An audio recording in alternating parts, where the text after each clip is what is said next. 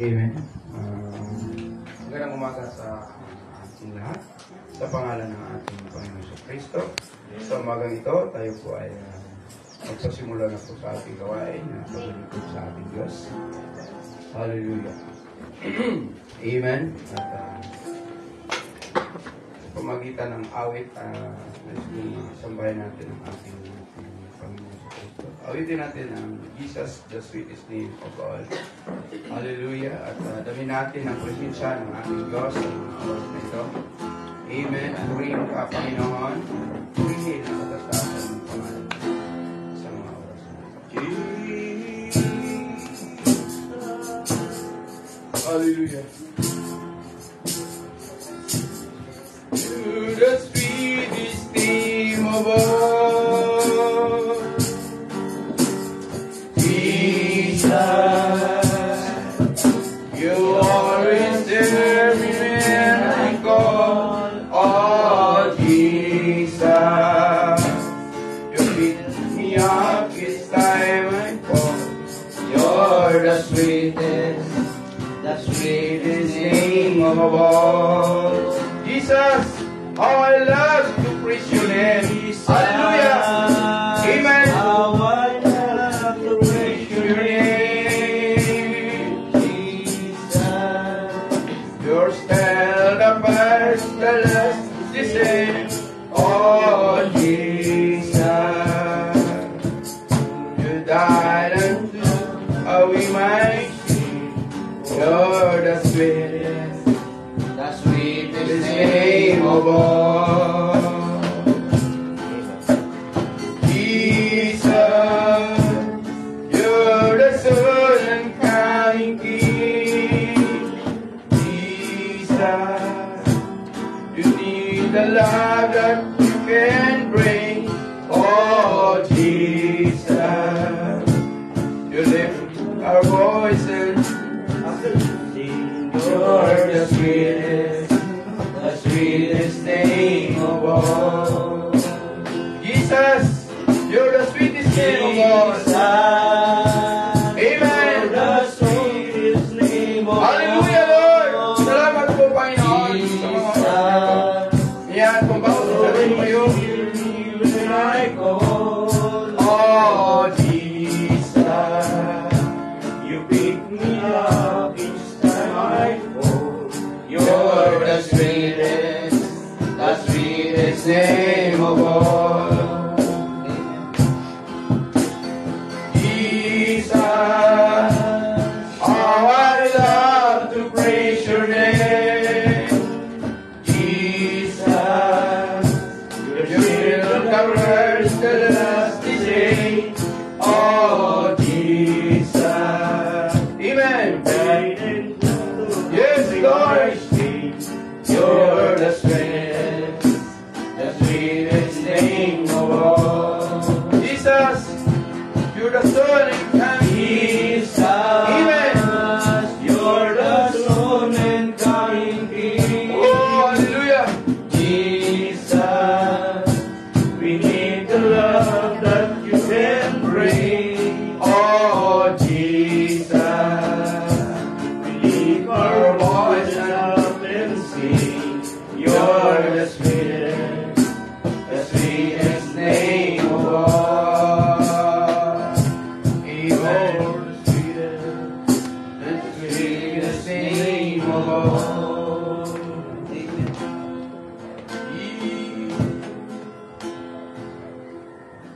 Hallelujah. Lord, to me. Holy Spirit, Lord, through me. Amen. Lord, through me. Holy Spirit,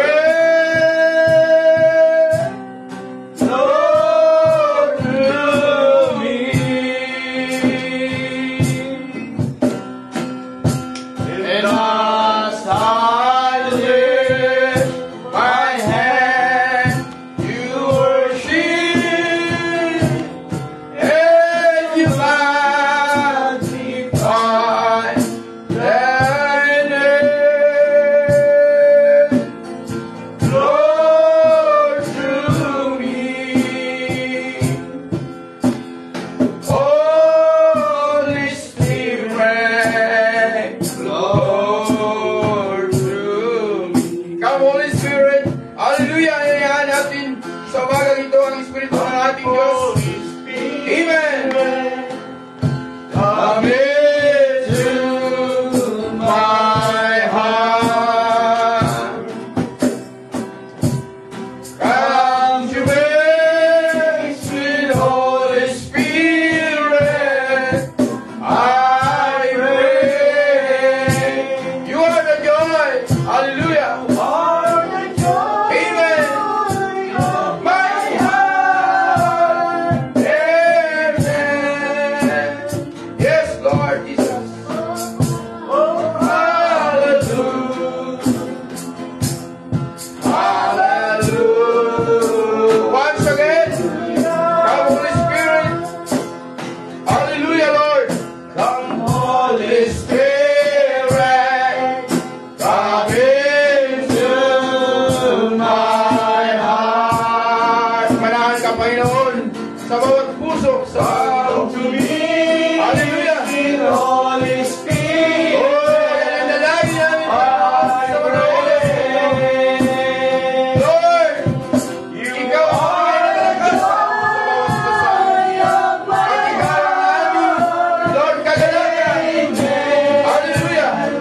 Pagtubayan mo pa yun yung gawain. Oh, hallelujah! Oh, hallelujah! Hallelujah! Amen! Yes, Lord Jesus. Tayong lahat, iyo po at dadalangin sa ating Panginoon sa mga oras nito. Mapagpala naming Ama sa pangalan ng aming Panginoon Kristo, Lord Jesus. Yes, Lord. Sa mga oras na ito, Panginoon, Lord, nandito muli ang iyong mga anak, Panginoon. Pinasalamatan ka namin, Lord, at pinupuri, Panginoon. Sa iyong kadakilaan sa bawat isa sa amin, Panginoon.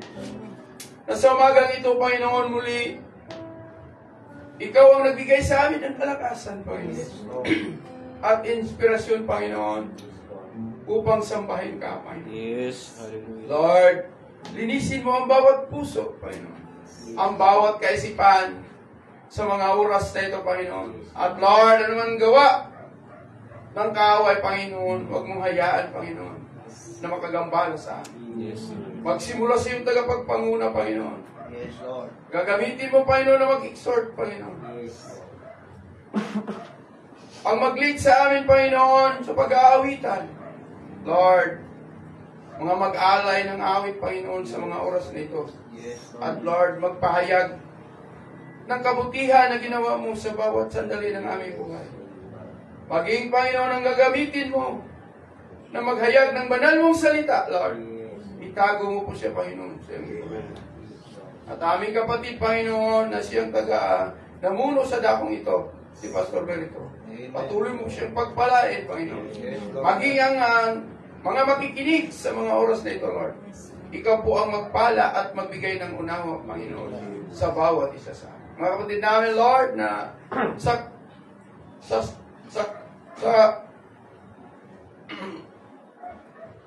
na sila, Panginoon, ay dadako pa lang sa kanya-kanya nilang bahay-sambahan. Ikaw po ang mag-ingat sa kanila. Pagpalain mo, Panginoon, ang bawat pastor na gagamitin mo, Panginoon, sa likod ng pulpitong ito. Sa iyo namin pinagkatiwala ang lahat ng mga bagay, Panginoon, sa pagsimula hanggang matapos ang aming gawain ito. Sa iyo kami, Panginoon, umaasa at nagtitiwala sa dakila mong pangalan, sa pangalan ng aming Panginoon Kristo na buhay at aming tagapagligtas. Amen. At sa mga oras na ito, manatili tayong nakatayo. Tawagin ko ng ating kapatid, si Brother Iglaw, para mag-exhort.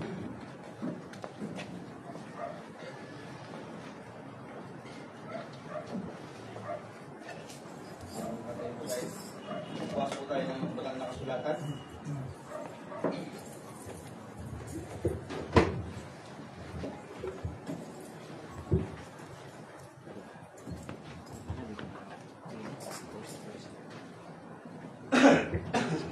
Bukas din sa Philippines. Sa? Philippines 2. 5.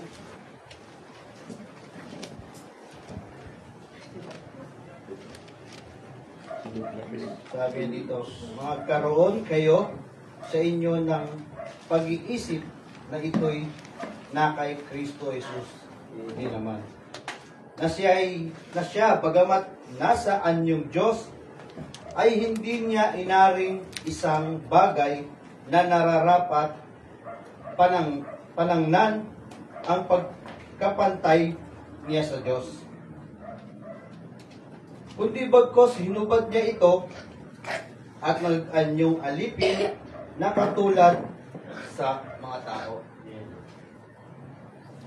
Sabi niya sa 8, at palibasay na sumpungan na sa anyong tao, siya'y nagpakababa sa kanyang sarili na masunurin hanggang sa kamatayan, oo, sa kamatayan sa krus.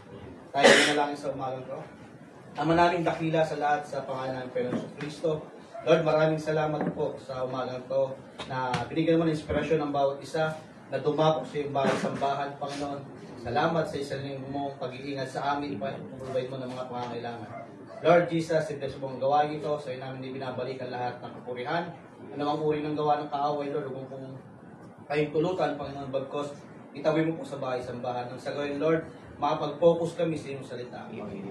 Lord, sa iyo namin ibinabalikan lahat ng kapurihan at pasasalamat sa dakilang pangalan ng aming Panginoon Kristo na aming Diyos at tagapagligtas. Amen. Wala, ilang mo ako pong bawat isa. At binabati ko kayo ng isang mapagpalang umaga. Tanging pangalan natin Panginoon Kristo. Amen.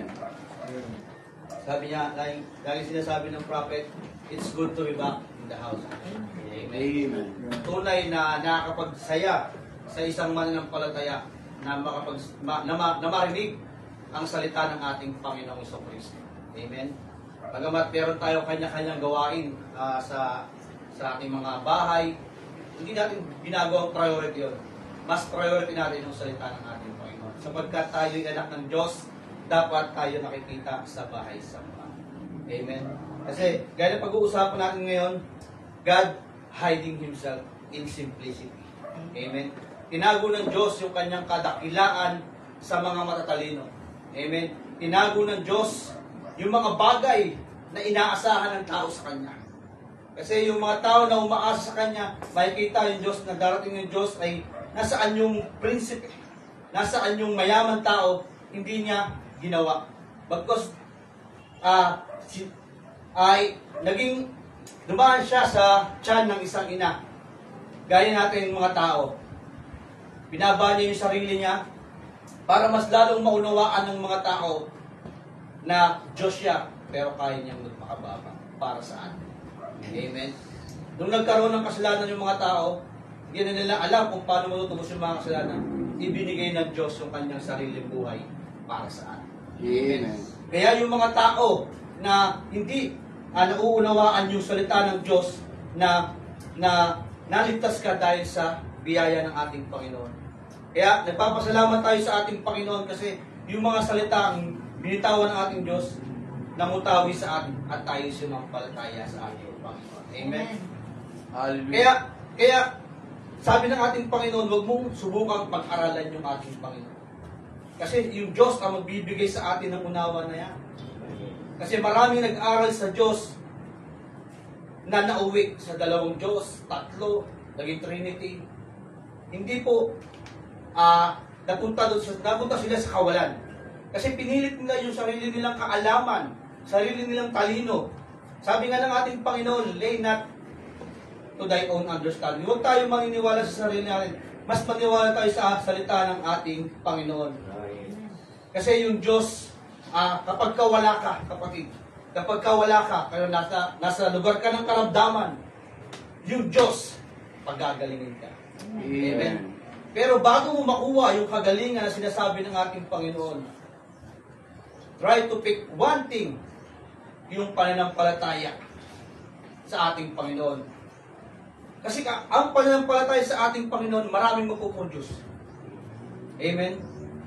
Sumampalataya ka sa ating Panginoon na wala kang mahanap na kagalingan, pero kayang ibigay ng ating Panginoon.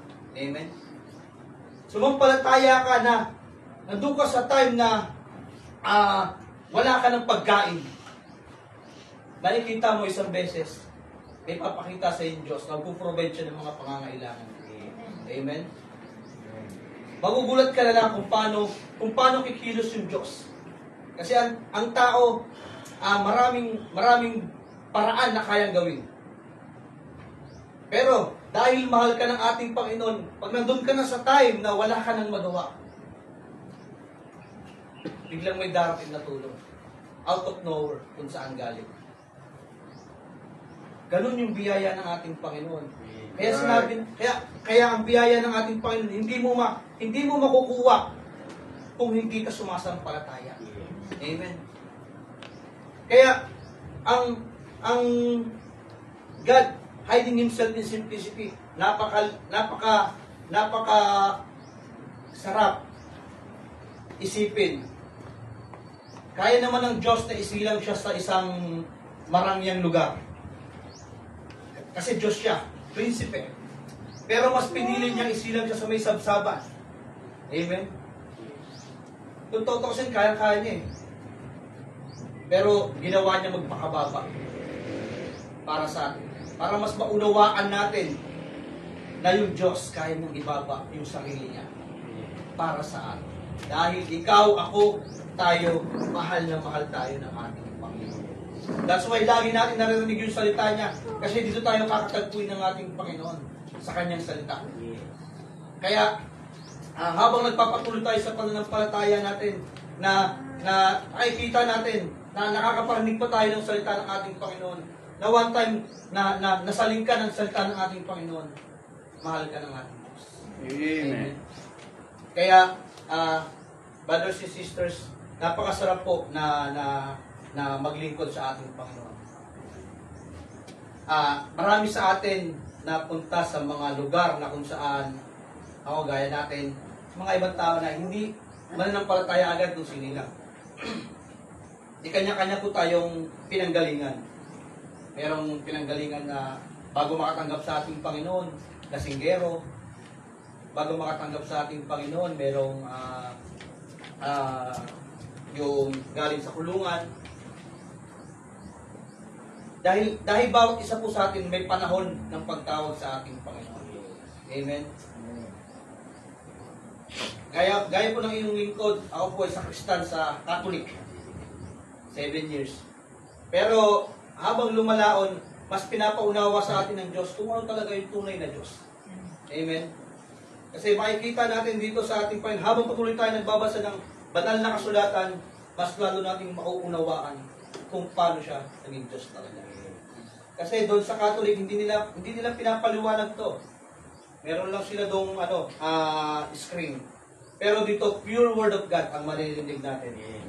That's why, maraming mga ngaral ang naglipana para ipangaral ang salita ng ating Panginoon. Mauunawaan lang po natin ito kapag nahayag po sa atin. Kasi may mga tao talaga busy talaga sa trabaho. Pero kapag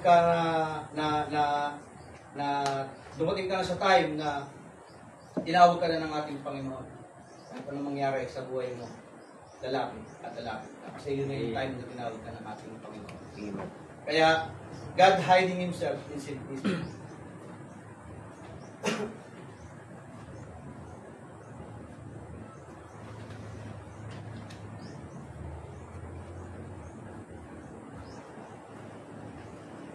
Sabi niya dito,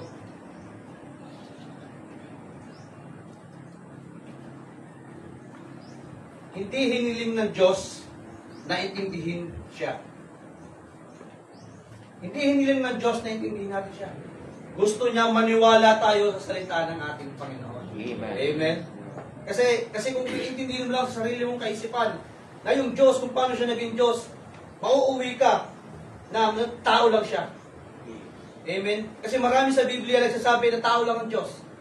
Pero dahil na-reveal sa'yo ang salita ng ating Panginoon, may tao ba na nabuhay ulit? Di ba?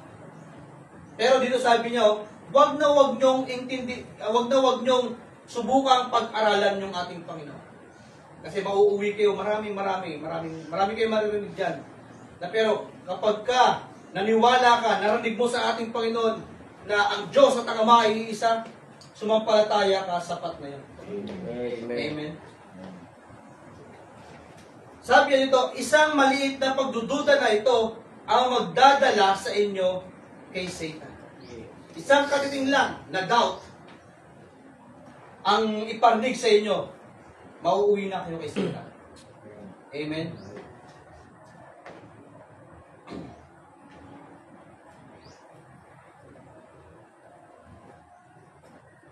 Sabi nito, malalaman ko ang isang bagay na ito, mamumuhay ayon sa salita, at kung may pangako ang Diyos, sabi niya nito, kung may pangako ang Diyos sa atin, amen, tuto pa rin yan. Yes, amen. Amen. Kung may pangako ang Diyos na kapag kami sakit ilehans sa pamamagitan ng pananampalataya, tuto pa rin yan, kapatid. Amen. Sabi dito sa John 14, buksan sa John 14.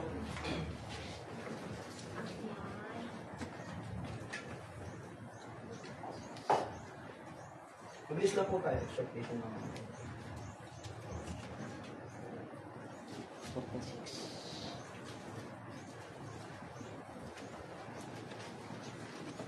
John 14.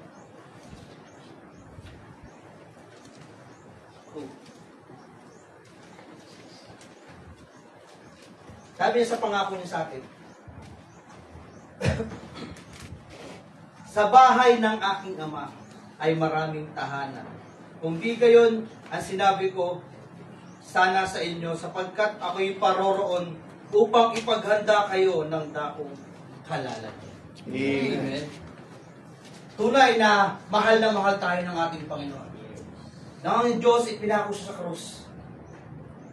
Binigay niya yung sarili niyang buhay para sa atin. Dahil sa mga kasalanan natin, ibinigay ng Diyos yung sarili niyang buhay. Amen. At hindi lang yun. Umalis yung Diyos, ipaghahanda ka pa ng tao. Amen. Tunay na mahal tayo ng ating Panginoon. Kaya sa bawat trials, kapatid, na kinaharap mo sa buhay, merong Diyos na handa kang gabayan. Merong Diyos na handang i-provide yung mga pangangailangan natin.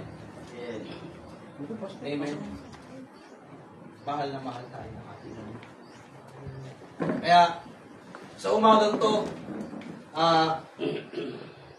konti man ang ating bilang. Sabi ng ating Panginoon, 2 o 3 nagkatipon sa aking pangalan.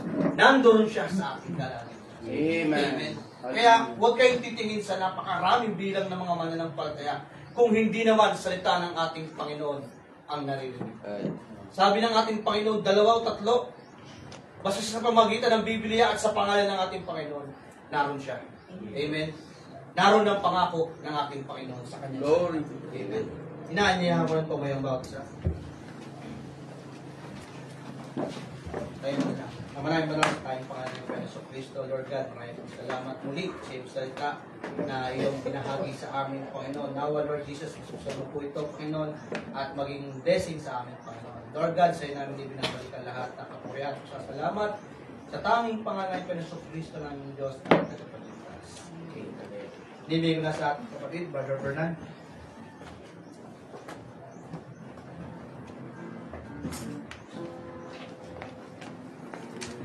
Si Brother Edgar, at salamat sa ating Panginoon, salamat sa aming magsalita. Kung sa'yo po ba ang bawat isa, pinakanan yung salita ng ating Panginoon. At sana ang bawat isa pinagpala at meron, hindi pa yan. Meron pa po tayong mas mahalaga pa po yung pangangaral ng ating preacher. Kaya dapat po nakahanda po tayo para sa salita ng ating Panginoon. At tayo po yung magpupuri sa ating Panginoon. Nakahanda na po magpuri ang bawat isa.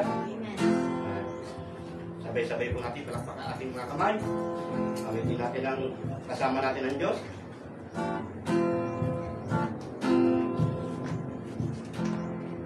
Hallelujah.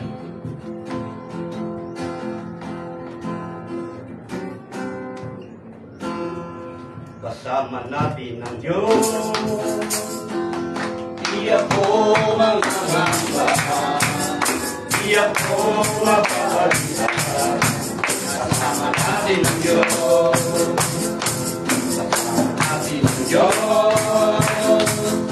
Di ako mangangamba, di ako mababalisa, kasama natin ang Diyos. Tumaan man ako sa iyo, di ako malulunod. Tumaan man ako sa hapon, di ako nasusunod, kasama natin ang Diyos. Di ako mangangamba, di ako mababalisa, kasama natin ang Diyos. Ang puso ko'y masaya pagkasama ko kayo sa Diyos o ibig. Puso ko'y masaya pagkasama ko kayo sa Diyos o ibig. Ay ilang pagmasya kanyang tanawin, ang sa Diyos ay pinuri na ito. Ako'y masaya pagkasama ko kayo. Tanging sa Diyos ay umiibig. Amen. Hallelujah. Salamat sa ating Panginoon sa mga sayang awitin na yan. Hallelujah. Hallelujah. Next to awitin natin. Kailan pa?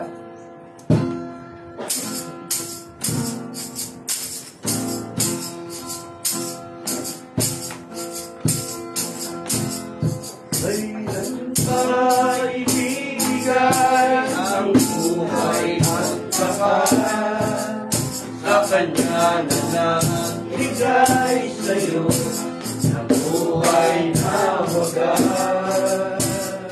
Ang pangalan niyang banal kailan ihagan niya, kung wala ng pagkakataon at huli na ang lahat. Kailan pa?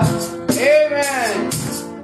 Kailan pa ibibigay ang buhay mo't lakas sa Kanya na Yes, Lord. sa'yo ng buhay na wagas. Purihin ka po. Ang pangalan niyang banal kailan itatag niya, kung wala ng pagkakataon at huli na ang lahat. At kung ang araw mo, at kung ang araw mo'y lumipas na, Amen. ang pakaya siya ay paglingkuran. Kailan pa kaya maglilingkod sa Diyos? Kung hindi ngayon, kailan pa? Hallelujah. Kailan pa ibibigay ang buhay mo't lakas? Kailan pa sa Kanya na nagbigay sa'yo ng buhay na wagas? Siga na ang banal malakas ka kapatid, ibigay mo na ang buhay mo sa Kanya. Wala kang ibang nakapitan kung siyang ating Panginoon lang. At huli na ang lahat. At kung ang araw mo'y lumipas, kung ang araw mo'y lumipas na, parang Panginoon, makuha mo pa kaya siya ay paglingkuran. Kailan pa kaya maglilingkod sa Diyos? Kung hindi ngayon, kung hindi ngayon, kung hindi ngayon, kailan pa? At kung ang araw mo'y lumipas na, makuha mo pa kaya siya ay paglingkuran. Kailan pa kaya maglilingkod sa Diyos?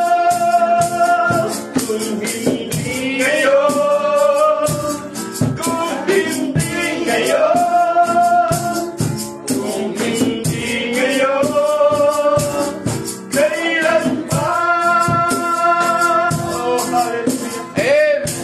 Hallelujah. Thank you, Lord. Lupuri ka namin, O Jesus. Tinataas sa'yo aming kamay. Pinapupurihan ka ng bagong awit. Sinasamba ang tanging ngalan mo. Pinupuri ka namin, O Jesus. Tinataas sa'yo aming kamay. Hallelujah. Pinapupurihan ka ng bagong awit. Sinasamba ang tanging ngalan mo. Luwalhati, latapirain, sasambahin lagi ang ngalan mo. Luwalhati,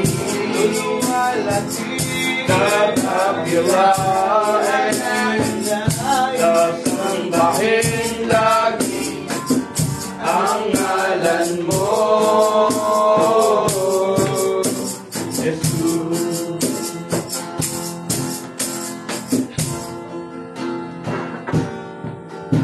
Pinupuri ka namin, O Jesus. Dapat ka lamang sa purihan sa mga.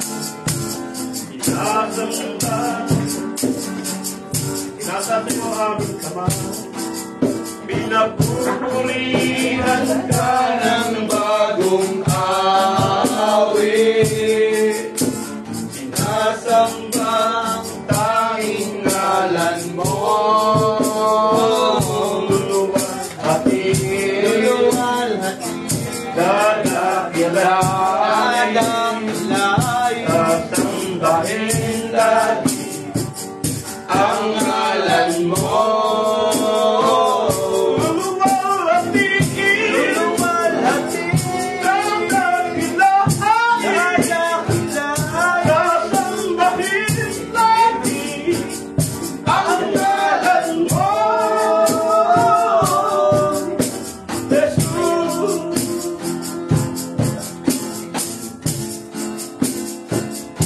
Sasambahin lagi Ang ngalan mo.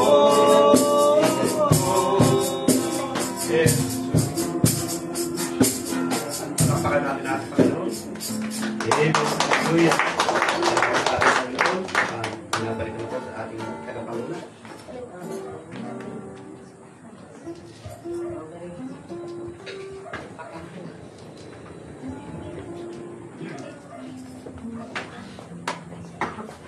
Amen. Salamat sa ating kakilang Diyos. God bless you, Brother Edgar and Brother Fernan. Makakupo na po muna ang bawat isa. At tayo po ay dadako sa pangbahagi ng ating gawain. Kung mayroon sa inyong mag-alay ng awit at magpatuto sa ating Diyos, kabutihan ng ginawa ng ating Panginoon sa buhay natin. Alam ko na mayroong ginawa ang Diyos sa buhay natin. Dahil sa buong isang linggo ay pinatnubayan tayo ng ating Panginoon. Malakas tayo. Sabi nga, maraming natutulog kagabi na hindi na sila pinalad na nagising. Alam natin yun. Pero tayo ay binigyan tayo ng Diyos ng pagkakataon muli na magising ka. Yung hininga mo yan, galing yan sa ating Panginoon. Tingnan natin, kapatid. Itong kurente na to, pag yan ay ibibigay sa atin, binabayaran na. Pero ang buhay na ibinigay ng Diyos sa atin, libre, walang bayad. Kaya karapat-dapat nating pasalamatan ang ating Diyos. Kung mayroon tayong karamdaman, ang Diyos ang tagapagpagaling. So sa mga oras na ito, may ginawa ang Diyos sa buhay na. Kaya kung meron sa inyong gusto magpapasalamat, magpatutuo, paano kumilos ang Diyos sa buhay ninyo, malaya kayong tumayo dito sa amin. Bigyan ko kayo ng pagkakataon para ma-express ang ginawa ng Diyos sa buhay ninyo. Dahil mahalo pa naman. Mamaya mayroon tayong dedication. Magandang umaga po sa lahat. Gusto ko lang po magbalik ng papuling awit sa Panginoon dahil alam ko na sa bawat pagsubok na nadating sa amin ay alam ko hindi niya kami pinabayaan kahit minsan halos mabiba na pero nandiyan pa rin siya. Hindi siya nagkulang sa amin. Dahil may mga tao pa rin siyang ginamit upang isalbar ang aming buhay. Kaya bilang pasalamat sa Panginoon, buong puso ko kung pinapaabot sa lahat ng mga nagpunta dito ay salamat po sa lahat. Kaya sa Diyos lang po yan. Amen. Amen. Hallelujah. Salamat sa Diyos sa mga bagay na yun. Tunay na ang Diyos ay hindi siya nagbabago. Siya pa rin ang Diyos noon, ngayon, at magpakaya. Kaya, kumikilos ang Diyos sa bawat isa sa atin. Minsan, hindi lang natin namamalayan. Pero ang Diyos ay nagbibigay sa atin ng kalakasan. Maging sa umaga ito, mga kapatid, hindi ito aksidente na nandito kayo ngayon sa bahay-sambahan. Kundi ang Diyos ang nagbigay sa inyo ng inspirasyon para dumalo kayo dito. Kami taga Manila kami. So, sa bawat simbahan, mayroon tayong outreach sa Mindoro, sa Bicol, sa dito bandang Visayas, sa Capiz. So, nandito kami yung nagmimisyon. Kasi pinupuntahan namin ang bawat churches. Para pag nagbibigay ng kalakasan sa bawat isa.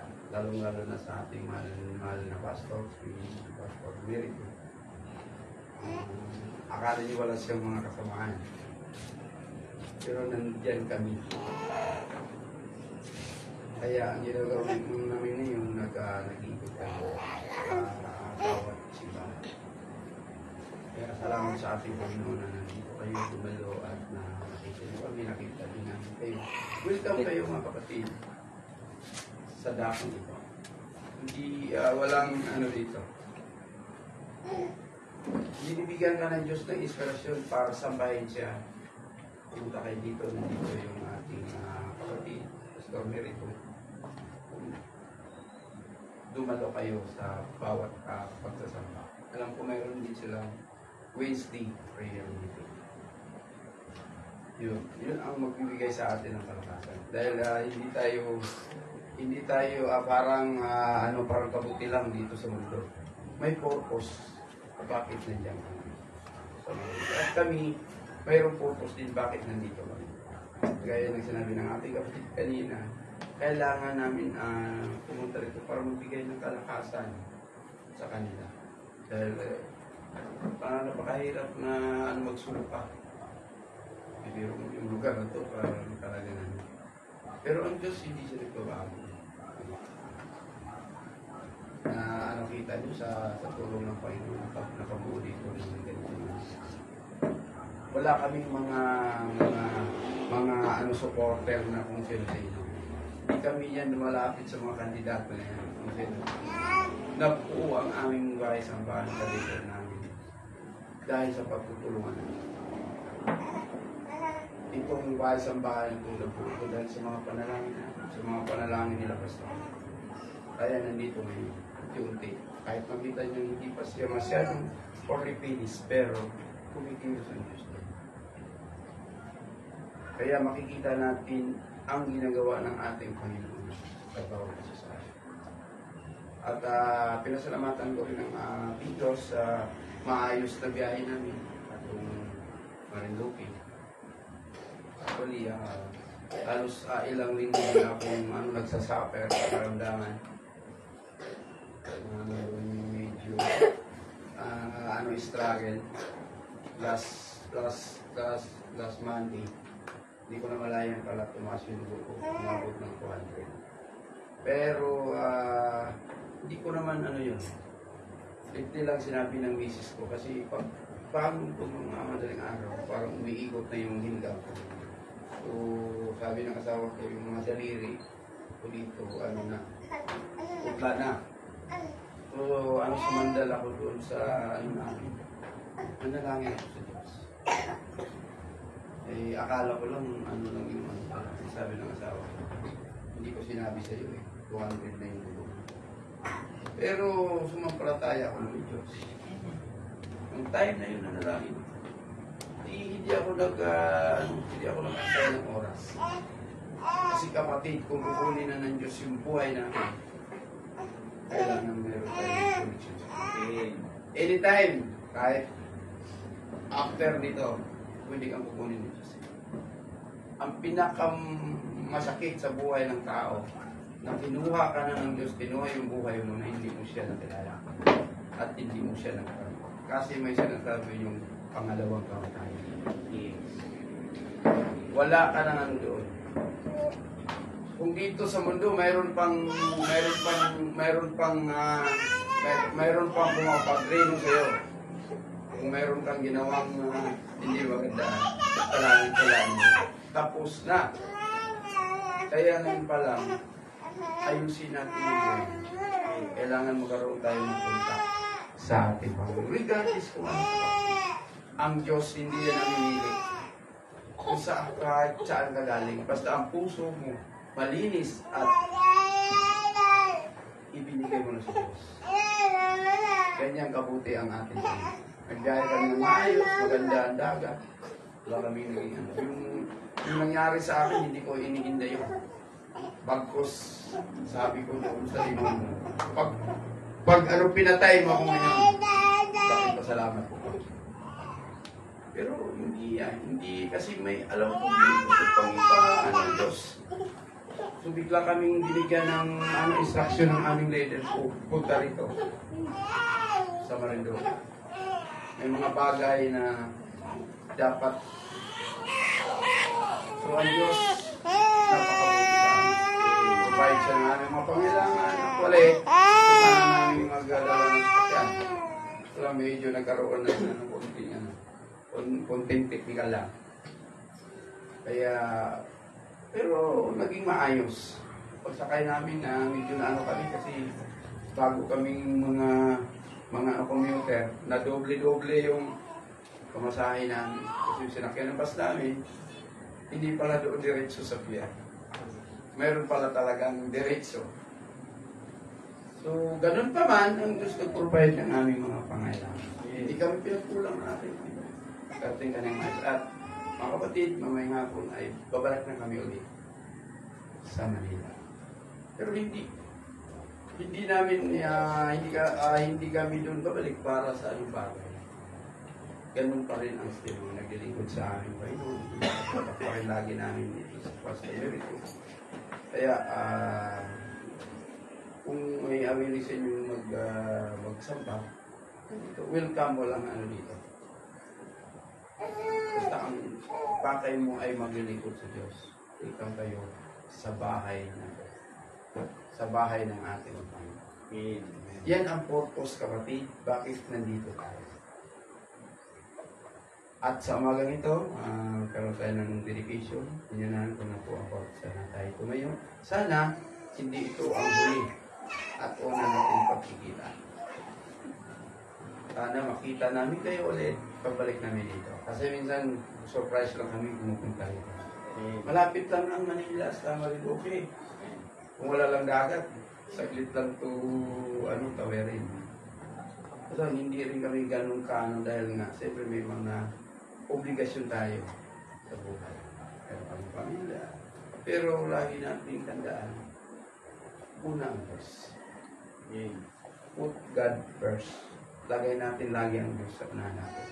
Kasi yun ang ating wala. Dahil Yun ang nagbigay sa atin ng buhay.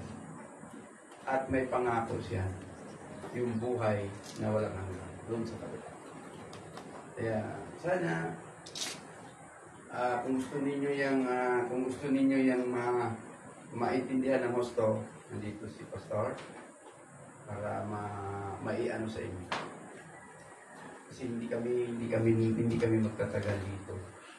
Mamayang hapon, babalik kami ng Manila. So, isang panalangin na ang Diyos ang mag-ingat sa amin. Hindi din kami sanay na sumakay ng barko. Nahihilo kami. Parang gumagano. Hindi naman tayo araw-araw sumakay ng barko. Pero ang Diyos napakabuti sa amin. Binigyan kami ng kalakasan ng Diyos at ganun din kayo. Yan po na ang bawat isa na tayo tumayo at awitin natin ang Touching Jesus habang maganda natin mga kapatid. Oh, touching Jesus, it's all that really matters. And your life will never be the same. There's only one thing. Do not. Only one thing to touch. Just believe. Hallelujah. Just believe when you call. Once again, touching Jesus. Sa tinatawagan ko ng ating kapatid, Brother David. Touching Jesus, it's all that really matters. In your life will never be the same. There's only one way to touch me. Just believe when you call on His name. Tayo manalangin muna sa ating Panginoon bago tayo mag-umpisa sa ating buhayin. Lord God, sa umagang ito na sandaling ito, Lord Jesus, kami lumalapit at nagpapakumbaba sa iyong banal na presensya. Naway ko siyang magpala muli ng iyong mga salita. So, umagang ito at magkaroon ng kaunawaan ng bawat isa sa iyong mga salita, Lord Jesus. Lord, ang dalangin namin ay ang pananampalataya namin ang iyong makita sa aming mga sarili, Lord God, na handa na tanggapin muli ang iyong mga salita bilang kalakasan namin sa aming mga kaluluwa at sa aming pananampalataya. Ganyan din, O God, sa umagang ito, pagpalain mo, God, ang bahay sambahanan sa dakong ito at panatiliin na ang bawat isa na nagpapatuloy sa pananampalataya ito, Jesus. At ganyan din, O God, sa nangangalaga sa bahay sambahanan ito, ikaw siyang mag-guide sa kanya at magbigay ng sapat na kalakasan. So, yun namin itinitiwala ang lahat ng bagay. Sa iyo namin binabalik ang kapayahan at pasasalamat sa tanging pangalan mo, Jesus Cristo, ng Diyos na tagapagligtas. Amen. At maapo na po muna sa ang bawat isa. At magandang umaga mga kapatid sa bawat isa. Sa pangalan ng ating Panginoong Kristo. Nandito tayo sa church upang sumamba sa ating Panginoon. Wala tayong ibang pinunta dito kundi para sa salita ng ating Panginoon. Pinakamahalaga sa lahat ng bagay ay ang pananambahan, mga kapatid. Pwede kang mabuhay, kumain, matulog, at kung anong gawin mo, mabubuhay ka naman. Ang iniisip ng isang tao, ang pinakamahalaga, yung kapag namatay ka at ikay inalis ulit dyan at dinala ka ngayon sa nabuhay ka muli, pinang katanungan kung saan ka pupunta. Kasi hindi natin masasabi na kapag namatay ka, ay sa langit na pupunta. Walang ganun mga kapatid. Walang ganun. Na sigurado na talaga. Kasi kung sigurado na ang tao, ay hindi na sana gumawa ang Diyos ng impyerno. Tama ba? Alam natin yan. Kahit ng mga bata pa, actually 3 nga yan eh. Sila naglalaro. Kasi yung mga bata, kung naabutan yun, ang laro ng bata, langit, lupa, tama ba? Impyerno. Tama ba? Naglalaro ang bata, langit, lupa, impyerno. Alam ng bata yan na may impyerno. Alam ng bata na may langit.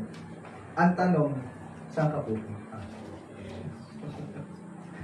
Hindi mo, kahit ako hindi ko masabi kung sino pupunta ng langit at sino pupunta ng impyerno. Walang ganun, mga kapatid. Walang taong pwedeng makapagsabi niyan. Kahit pastor mo pa, kahit yung Pope na nasa Vatican, ay hindi pwedeng makapagsabi kung sino pupunta sa langit at sino makakapunta sa impyerno. Diyos lamang nakakaalam. So bago tayo tumungo dun sa pangaral ng salita ng Panginoon, lumako muna tayo dito sa dedication. So pag-aalay ng isang bata. So bago tayo mag-dedicate, magbabasa muna tayo ng banal na kasulatan. Ang sabi niya dito sa mga awit, sa Psalms 127 at chapter 127, so verse 3, ang sabi niya dito, narito, ang mga anak ay mana na mula sa Panginoon, at ang bunga ng bahay bata ay kanyang gantimpala.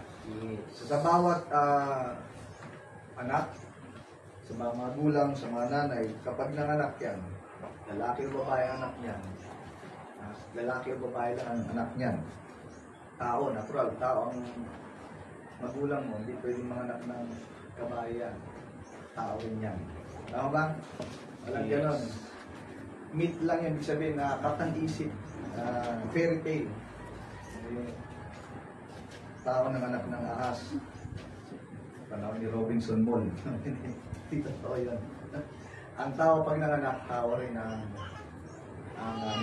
anak niya. So, kapag nanganak mo ng nanay, ang anak niya, yan ay mana mula sa Panginoon.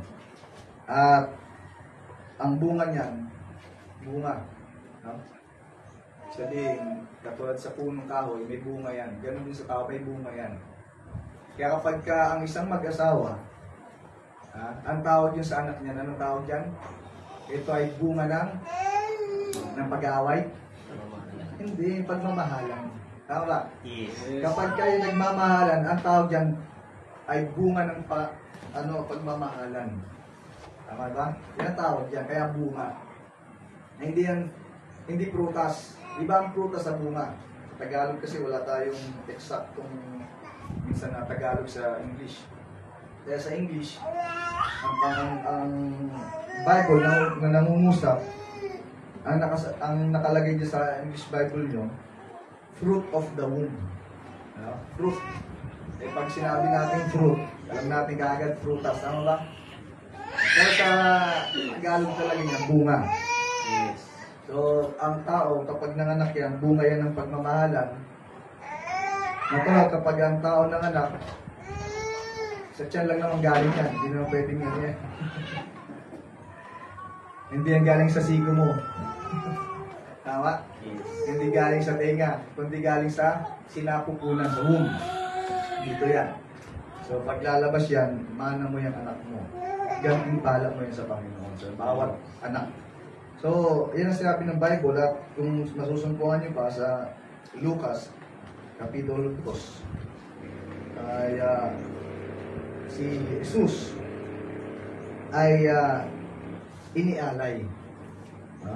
Pagka binasa niyo dyan, sa Kapitulo 2, 21, sabi niya, at nang makaraan ng 8 araw upang tuliin siya, ay tinawag na Jesus ang kanyang pangalan na siyang itinawag ng anghel bago siya ipinaglihis sa tiyan. At nang maganap na ang mga araw na kanilang paglilinis alinsunod sa utos ni Moises, ay kanyang dinala siya sa Jerusalem upang iharap siya sa Panginoon. So nakita nyo, si Jesus, nung after niyang ipanganak, kasi ito, wala tayong ganitong tawag dito, custom, ibig sabihin na kaugalian o patakaran sa buhay. Kasi ang tawag dito sa Bible, pagtutuli. So, sa mga Hudyo, pag sinabing pagtutuli, sa ikawalong araw, tutulihin ng baby. Sa atin kasi, ang pagtutuli, pagdating na ng grade 5, grade 6, pwede mo ituli ng baby pa rin naman yan. So, pero ang kaugalian natin, hindi ganun nakatulad sa Hudyo na ikawalong araw. Ihaharapin sa Panginoon, iaalay. Kung magbabasa pa kayo ng mga diyan sa Biblia, katulad nila Samuel, si Hannah, yung nanay niya, dumadalangin sa Panginoon kasi nga siya ay baog. So habang kapapanalangin sa Panginoon, nabigyan siya ng anak. Kasi noon, noong unang panahon sa Bible times, pag baog ka, tatawanan ka ng mga kapitbahay mo. Bakit? Wala kang anak eh. Kasiraan, puri yan. Kasiraan sa isang babae na hindi siya nanganak. Ngayon na lang yan, baliktad naman ngayon. Yung mga babae naman ngayon, ayaw naman nila mga anak. Nag-alaga na lang ng mga aso-aso. Kaya, napansin niyo ba yan? Ayaw na nila mag-anak kasi nga, madidisfigure yung katawan. Ibig sabihin, masisira ang katawan na dati kang, nga, sinasabi ng worldly na, o basta salitang makamundo, ay sexy. So pag nanganak ka, mawawala na yung kurban ng katawan mo. Normal yan sa isang nanganak. So ayaw ng mga babae na ngayon na mga anak. So sa panahon dito sa kung babasa kayo ng Biblia, kapag wala kang anak, ano ka, masisira ka sa tao. Kasi hindi ka binibigyan ng anak. Ngayon naman baliktad, ayaw naman nila mag-anak. So si Hannah, habang nagpa-pray, dumadalangin sa Panginoon na bigyan siya ng anak, nagkaroon siya ng anak, at yung si Samuel, at inialay niya sa Panginoon. Ibinalik niya si Samuel, yung kanyang anak, sa templo at inalay niya. At for the rest of his life, si Samuel ay nanatili sa templo. Pagdating sa New Testament, ganun din kay Jesus. I-present, inialay. So, sa inyo, hindi tayo lahat magkakaiba pa tayo ng religion siguro. Dahil iba sa inyo, hindi naman dito sumasamba. Doon sa religion, no? Sa malaking simbahan. Ang itinuro dyan ay ang bata ay ano? Binyag. Tanong, ang baby ba may kasalanan na bang ginawa o wala? Tama? Yes. May kasalanan na yung baby, wala? Wala pa. Baby, ang baby, pag nilagay mo dyan sa isang tabi, andyan lang yan. Murahin ka ba ng baby? Hindi. So wala pang kasalanan ng baby. Ang ginawa ng mga reliyon at sekta na nagbasa ng Biblia, na nalihis ng aral at doktrina, ganun ang itinuro na bininyagan na ang baby. Ang binyag ay bautismo. Kung magbabasa kayo ng Biblia, si Jesus, katulad dito binasa natin, iniharap sa templo. Pero hindi wala kang mababasa na winisi ka ng tubig. Kahit magbasa kayo from Genesis to Revelation, walang baby na winisi ka ng tubig. Wala. Kung magbabasa kayo ng Bible, si Jesus, nung mag-30 anyos na, o magtatatlong na, humarap kay Juan Bautista para bautismuhan, hindi na baby si Jesus. Yes. At nung binautismuhan siya, hindi mo siya, kundi maraming tubig, sabi ng Biblia. So hindi natin alam kung saan kinuha yan ganyang aral. Yan ang totoo pag nagbasa ka ng Bible o ng Biblia, hindi ka ililigaw. Ito ang tama. So itong binasa natin, si Jesus, si Mary at si Joseph, no? Na alam natin yan, si Mary, anong tawag kay Mary? May virgin o hindi pa? O hindi na? Ang tawag? Virgin Mary. Kaya maraming nagsasabing Katoliko, hindi nila alam yung mga bagay nito. Ang tawag kay Mary ay Virgin Mary. Tama? Kaya mga Catholics, kaya mga nangyari sa Katoliko, Virgin Mary ang tawag yan. Pero may anak. Saan ka nakakita ng virgin na nanganak? Search kayo. Wala kayong masusumbangan kahit isa. Maliban kaya nga tinawag siyang virgin. Dahil pag binasa niyo yung Biblia sa Mateo 1, nasumbungang nagdadalang hayop, hindi, tao. Tao, sino si Maria? Bago magsama si Jose at si Maria. Kaya nga kung magbabasa kayo ng Biblia, si Jesus ay napagbintangang illegitimate child. Yan ang bintang sa kanya ng Bible, kung magbabasa kayo ng Bible. Pero hindi nila binasa na ang Biblia nagsasabi na si Mary bago magsama. Kasi ihiwalayan sana ni Jose. Si Maria kasi kaiyan yan eh. Ngayon na lang normal yan na bagong ikasal, may anak na. Pero nung unang panahon, kasal muna bago anak. Na bago na ang panahon. So makapansin nyo dyan, ganyan ang nangyari. Pero iaalay, hindi pa bautismuhan. Kaya ngayon, mag-aalay tayo ng isang sanggol. Iaalay pa lang. Ipe-present mo. Kasi ang nagbigay ng buhay niyan, hindi ang nanay, hindi ang tatay. Walang tao pwedeng makapagbigay ng buhay sa isang kapwa-tao. Wala. Diyos lamang nagbibigay ng buhay. Kapag nagbasa kayo ng Bible, kahit saan. Kahit pag-search kayo sa Wikipedia, sa Google, lahat yan ang nagbibigay buhay, hindi si Satanas. Si Satanas pumapatay pa nga yan eh. Ang ginagawa lang ni Satanas para sa isang tao ay pahirap. Ang nagbibigay buhay ang Panginoon. At walang tao na pagbigay buhay sa kanyang sariling anak. Ang nagbigay ng buhay niyan, Diyos. At lahat, kapag ikaw ay namatay, lahat ng buhay na yan, hininga ng buhay yan ng Panginoon na binigay sa iyo, lahat yan babalik sa Panginoon. Ang problema mo lamang yung kaluluwa mo kung saan pupunta. Pero itong katawan nito, babalik to. Kaya kayo, kung naalala nyo, kung bakit kayo talaga na po dito. Naranasan nyo ba yan? Hindi at ginabo. Ang tawag yan? Tuwing kailan yan? March? March yata yun, ano? Ash Wednesday? Nagpapaganyan kayo. Kung baka hindi na kayo nagpapaganon. May aral yan.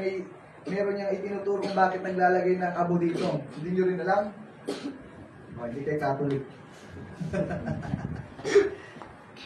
Bakit na nilalagay ng pare dito? Ng abo? Galing ka sa alabok. Saan ka babalik? Sa semento? Hindi, sa alabok din. Galing ka sa alabok. Babalik ka saan? Sa alabok yan. Hindi sa semento mga kapatid, hindi itong sinemento.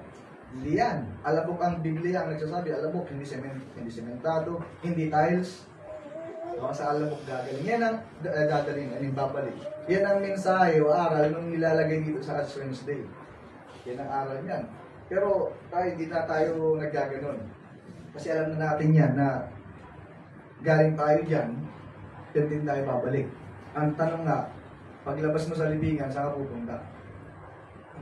Kaya dito pala, habang buhay, inaaral na natin ang kagustuhan ng Panginoon. Kasi sabi ng Biblia, ayaw ng Diyos na mapahamak ang kanyang nilikha. Ayaw mapahamak. Ang problema nga, hindi naman kasi papasok doon sa kalangitan. Pero kahit ngayon, magtanong tayo ngayon, wala sa ating may gusto sa impyerno dito. Tama? Ako gusto ko sa impyerno. Hindi ako maniniwala. Wala. Kahit magtanong kayo sa labas, yung mga hindi nagsisimba, magtanong kayo. Kung gusto nila sa impyerno, wala. Yan. Gusto nila lagi sa langit. At tanong, ano bang lakad mo, palangit pa o pa impyerno? Problema, pwede mo sabihin kasi, sabi ng Biblia rin to, hindi nagsisinungaling ang Biblia mga kapatid. Hindi nagsisinungaling to. Nasabi ng Biblia, pwede ka magsalita ng oo, pero ang ginagawa mo ay hindi. Kahit sa mga magulang, kaya pag naglutos kayo, anak, maghugas ka ng plato. Oo, ang sagot niya. Yeah, opo, nay. Opo, tay. Tama ba? Ang tanong, ginawa ba? Hindi. Iba yung sinabi mo mo, pwede kang magsalita sa labi mo, sa bibig mo, na mo, pero hindi mo ginagawa. O hindi mo gagawin. Magkaiba yan. Kasi makikita ang oo na sinasabi mo kung ginawa mo na. Ganon din sa palangit. Sa langit mga kapatid, walang padrino dito. Tama? Pwede ka dyan. Pag nahuli ka dyan eh, at kakilala mo yung police chief, yung chief of police, o yung mayor. Ay, pamangkin pala yan. Ay, anak pala yun ni mayor, ni governor. Sige, palabasin mo na. Sa langit walang ganun, kapatid. Hindi ka pwedeng sabihin ni pastor, merito kung isa sa mga anak niya eh, magiging yan, Lord, pwede bang sa sugal, yung word na bakas ko na yung anak ko, magagawa ni pastor. Walang ganun. Yes. Kasi kanya-kanya tayo pagtatrabaho ng kaligtasan dito. Hindi tayo pwedeng sabihin, hindi pwedeng sabihin ni pastor na, pastor, sagot ko na to. Ay, Diyos, Lord, Jesus, pwede ko namang sagot itong anak ko para makasama lang sa langit. Kasi mahal ko to eh. Mas magaling ka pang sa Diyos magmahal. Yang Diyos kahit makasalanan, minahal niya. So, walang ganun mga kapatid. Kaya, ang tinatrabaho natin dito, yung kaligtasan natin dito, palamang sa lupa. Yes. Pagdating kasi doon, nahatulang ka na. Ano ang hatol? Kung mapupunta ka sa kaligtasan o mapupunta ka sa kasama yung sinasabi nila na may dalang malaking tinidor at may punto. Yan lang pagpapakilala kasi ng tao sa itsura ni Satanas. Pero walang buntot si Satanas, mga kapatid. Ha? Sinasabi lang ng mga tao na may sungay, may buntot, may hawak ng malaking tinidor. Kasi nakikita ng imahinasyon ng mga tao yan eh. Pero walang ganyan si Satanas. Kaya maniwala doon. Huh? So, ngayon, yan, may mga ninong dito mga kapatid, may mga ninang, akala ko hindi na isulat, pastor. Nakaupo ka kanina dyan, napus, hindi ko napaalala na isusulat pala dahil hindi ko alam yung pangalan ng hindi na isulat. Yung pangalan pala hindi na isulat, yung mga ninang at ninang na isulat. So, ito, baga parang pangalawang magulang ang ninong at ninang sa English, sponsor. Ang sponsor, mga kapatid, ay hindi ito, ang trabaho nito ay, kasi, katulad ng kinagis na yung religion, kukuha ng ninong at ninang, tama ba? Para ano? Anong purpose ng pagkuha ng ninong at ninang? Kaya galing kayo pastor ng Catholic eh.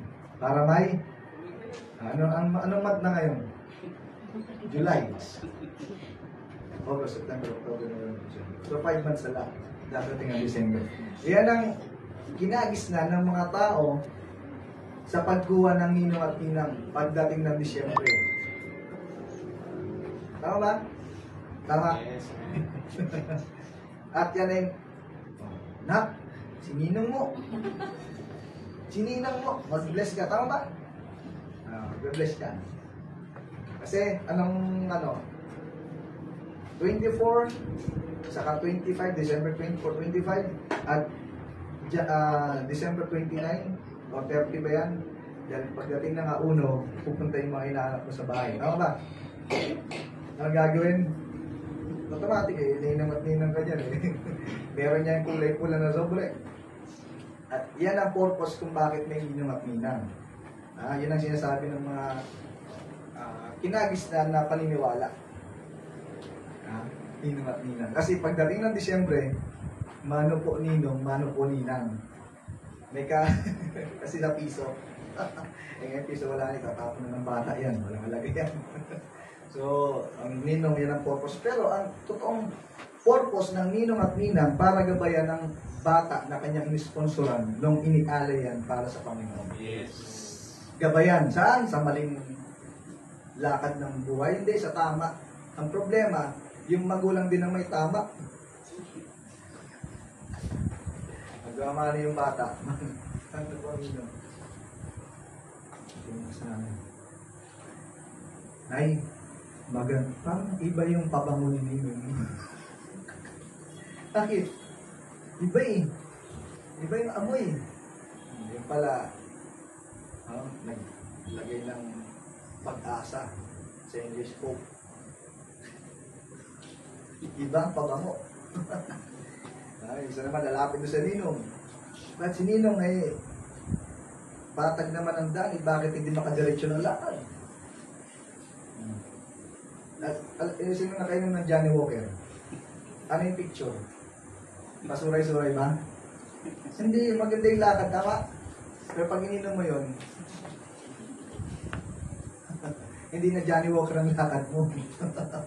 Kaya kahit pakatag pang simento na yan, ang daanan na yan, ang pag-inom mo yon sigurado, magiging ipis yan, magiging bako-bako. Kapag may kanal, ay sigurado yan. Kasi marami nang nakitang ganyan eh. Ha? Sabi, ibang pabango ni Ninong. Ang pabango niya ay parang yung pangalan ng tao niyo, anak. Alfonso pala. So, ganun ang bata. So, anong mangyayari sa bata? Kasi ang bata, kung anong nakikita niya sa matanda, yan ang gagawin niya. Tama ba? Kaya kapag mura ng mura ang magulang, huwag mong sisihin yung anak, bakit nagmumura yan? Bakit? Hindi nagmumura ka eh. Parang yung kwento nito na, ewan ko narinig yun na, sabi nung teacher sa school. Ang impyerno, walang nakakaalam yan. Kasi impyerno yan, wala pang nakakarating dyan. Ay, demonyo ang nandyan. Sabi ng bata, Ma'am, ako alam ko ang impyerno. Alam ko ang impyerno. Alam ko rin kung nasa ng demonyo. Gulit yung teacher, alam ko. Wala nga eh. Hindi, alam ko. Ma'am, alam ko kung saan. Sama ka. Sige, sama mo yung teacher. Sama ko nga kung saan pumunta sa bahay nila. Nagsisigawan yung mag-asawa. Demonyo ka! Impyerno ng bahay ko, sabi ng lalaki. Sabi nung teacher, anong bata doon sa teacher. Narinig. Ma'am, nasaan? Alam ko eh. Narinig niyo, oh. Di ba? Ay, anong mangyayari sa bata? Dapat yun din eh, ng tatay eh, ng nanay eh. Pero kung ang magulang ay mananampalataya ni Kristo, walang ganon, yun din ang mamanayan at yun ang makikita ng bata eh. Ngayon, bakit ang magulang mananampalataya at yung anak minsan napapriwara ng buhay o napapalips ng landas, influensya na ng labas yan. Hindi na sa magulang yan. Kasi ang gusto ng magulang, kasi ngayon, mga magulang din ako eh. Mga dalawang anak ako. Ang magulang, mga kapatid, ang gusto niya sa anak ay mapasama ang buhay? Wala. Gusto niya mapabuti ang buhay. Tama ba? Sabi nga ng termino nga ng matatanda niyan, kahit mahirap ang buhay, anong gagawin? Lalakarin yung pag-aaral. Hindi. Anong termino? Igagapang. Kahit igagapang ko na yan. Tama, di ba? Para lang mapaayos ang anak. Ang anak naman, minsan walang concern sa magulang. Kasi yan, ang gusto ng magulang, mapabuti ang anak. Silang anak, ang baliwala lang, lalo na pag laging may, laman ng bulsa. Sige, waldas doon.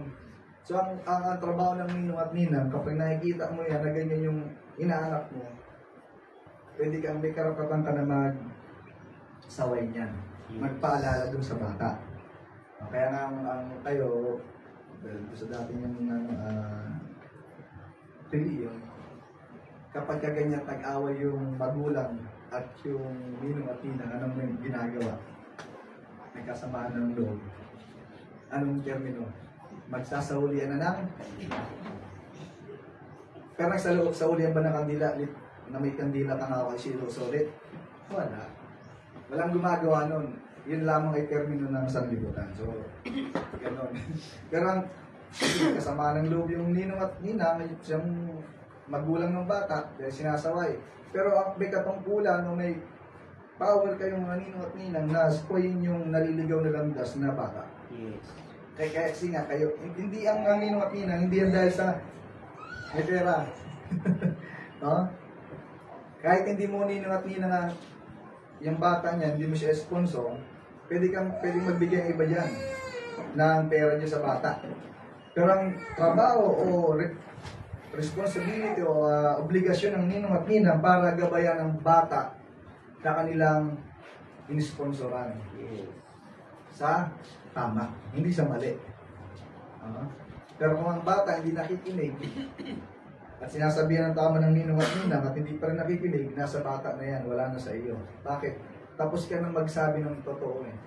Kahit ang magulang ganyan, ay makinig sa magulang, dapat diretso gusto gustong magbiglang liko, biglang makanan, makaliwa ang bata, tapos na magulang. Bakit? Pagdating sa harapan ng Panginoon, ipapakita ng Panginoon yung ginagawa ng makasalanan na yun. Yung bata o anak niya na sutil, ipapakita ng Panginoon na hindi ka nakinig sa magulang mo. At walang makapagtatago sa saya ng nanay na bata. Kasi lahat yan, kahit ngayon may damit tayo, kahit doble na natin ng isang daan ng ating mga damit, kitang-kita pa rin ng Diyos ang puso natin. Yes. No? Kung nagbabasa kayo ng Biblia, ang mundo na ito, ang sanlibutan na ito, tapakan lamang ng paa ng Panginoon. Yes. So, saan pupunta? Ang nag-create ng impyerno, ang Panginoon. Ang sabi ng Biblia, ang impyerno, ang lumikha niya ng Panginoon para saan? Kay David at sa kanyang mga anghel. Kasi ang Panginoon may anghel, ang Diablo may anghel din yan. Sabihin mga mensahero, papunta sa kapamakan. Mensahero, papunta sa kaligtasan. So may ganyan na kapatid. So saan pupunta? Hindi ka makapagtatago. Kaya ang trabaho ng ninong at ninang, para gabayan ng bata. So, nawa, bawat isa ay naintindihan nyo, naunawaan nyo ang trabaho, obligasyon ng ninong at ninang, hindi lamang yan ang obligasyon pagdating ng December. December na, may mga ninong ako. Eh, wala kang pera. Ano gagawin mo? Ha? Patatawarin. Patawad. Hindi na nangangaroling ka. Pag hindi wala kang ibigay, patawad. Kaya nakakantay ng bata. Miss na, thank you. Di ba? Sabi ng bata, ang babarat ninyo. Kasi wala kang binigay. Ikaw na yung atin, lalapit na eh. Alam mo na eh, na yun yung araw. May araw yan eh. Tama ba? Napupunta yung inaanak mo eh. Minsan 24, minsan 25, minsan 30, 1, pupunta yun dyan. Anong gagawin? Minsan tatawag pa yung ano, pumunta kami sa bahay niyo, wala kayo. Ay, wala kami. Pero sinadya yun. Kasi pupunta yung inaanak eh. Ay, magbigay. Kaya ano sasabihin ng bata? Sinidong kuripot. Hindi yun ang trabaho o obligasyon o responsibilidad ng ninong at ninang. Kaya lang, nakasanayan, nakaugalian, naipasa yan sa mga tao, kaya naging gano'n na yung kalakaran ng ninong at ninang. Pero ang katotohanan, sinasabi ng Biblia, na ang ninong o ninang o sponsor, yan ay parang katulad ng magulang mo na rin yan na magtutuwid sa iyo sa mali mong landas. Yes. Yan ang hindi responsibilidad ng ninong at ninang na magbigay ng piso pag Disyembre. Hindi yan. Yung lamang ay nakaugalian. Nakaugalian na lamang. So dito, may mabinigay na sponsor. So yung, andyan na ba yung ano pa? Hindi ko matanda yung name ng baby. Ano yung pangalan pa? Jalia. Grace. Yun. Ang bata ay si Jalia Grace. At dito po may mga ninong at ninang, sabi dito, sa nakasulat ang pinasa na nilagay dito. Ang ninong ay si John Azim Pelaez. Dito ba? Noel Valenzuela. Jerome Flores. Ang nga pala naalala ko. Meron ko pala yung napilin. Kami mag-asawa dito, mag-asawa rin si Edgar. Sa ninang naman, si Kimberly Shane Hernandez, Laika May Flores. Andito pa, no? Wala pa. Si Angeline Manalo. Yan. Kasi yung misis namin wala dito eh. Hindi namin kasama. So yan po, Kimberly Shane Hernandez, Laika May Flores, Angeline Manalo, sa John Azin Pelaez, Noel Valenzuela, Jerome Flores. So, hindi tayo ba, Edgar? Pwede ko bang katawag yung magulang naman? Sister, ano? Si... Hindi ko tayo. So yung mga ninong kabina, pwede naman dito.